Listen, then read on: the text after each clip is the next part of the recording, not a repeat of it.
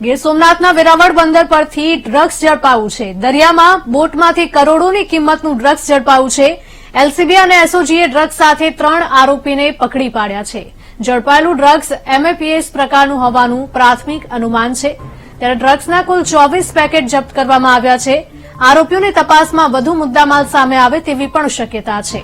ડ્રગ્સને FSL તપાસ માટે પણ મોકલવામાં આવ્યું છે।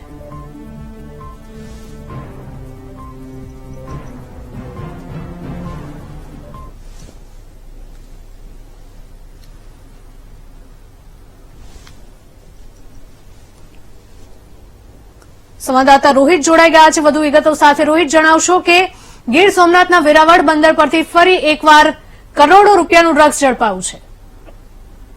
ચોક્કસથી વેરાવળના જે બંદર વિસ્તાર છે તે બંદર વિસ્તાર ઉપર એક બોટ લાંગરેલી હતી। લાંગરેલી બોટની અંદરથી એસઓજી અને પોલીસને જે બાતમી મળી હતી, બાતમીના આધાર પર રેડ કરી હતી। રેડ દરમિયાન ખાસ કરીને જે શંકાસ્પદ જે નશીલો પદાર્થ છે તે હાલ મળી આવ્યો છે। હાલ પ્રાથમિક તપાસમાં જાણવા મળ્યું છે કે ડ્રગ્સ છે અને ખાસ કરીને જે ડ્રગ્સ છે તેને કયા માર્ગેથી લાવ્યો હતો અને શા માટે લાવ્યો હતો તેની પણ તપાસ હાલ પોલીસે શરૂ કરી છે। તેની સાથોસાથ જે આ ડ્રગ્સ જે મળી આવ્યો છે તેની સાથોસાથ 3 લોકોને પોલીસે રાઉન્ડ ઓફ કર્યા છે અને અન્ય જે 5 લોકો હતા તે નાસી ચૂક્યા છે।